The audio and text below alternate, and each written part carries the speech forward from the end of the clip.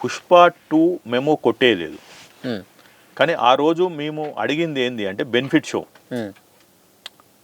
Benefit show వాళ్ళు ₹1000 plus జిఎస్టీనో లేకపోతే including ₹1000 వసూలు చేశారు. ఇది 4th డిసెంబర్ 2024 నైట్.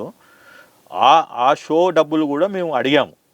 ఏది ఎవరు బెనిఫిట్ అవుతున్నారు, హూ ఈజ్ అల్టిమేట్ బెనిఫిషరీ, ఇది ఏమన్నా పిఎం కేర్కి వెళ్తుందా, సీఎం రిలీఫ్ ఫండ్కి వెళ్తుందా, ఇంకేమైనా నోబుల్ కాజ్కి వెళ్తుందా, ఇట్లనే ఏమన్నా ఉంటాయి కదా.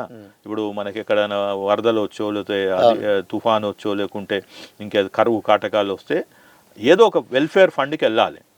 అట్లా కాకుండా నేనేదో పెద్ద సినిమా తీసిన నా హీరోలకి 200 కోట్లు ఇస్తున్నాను అని చెప్పి ప్రభుత్వం దగ్గరికి పోయి వాళ్ళకేదో ఎలక్ట్రల్ బాండ్స్ ఇచ్చి, ఇప్పుడు తెలియదు కదా మనకి ఎవరు ఏ పార్టీకి ప్రచారం చేస్తున్నారో తెలియదు.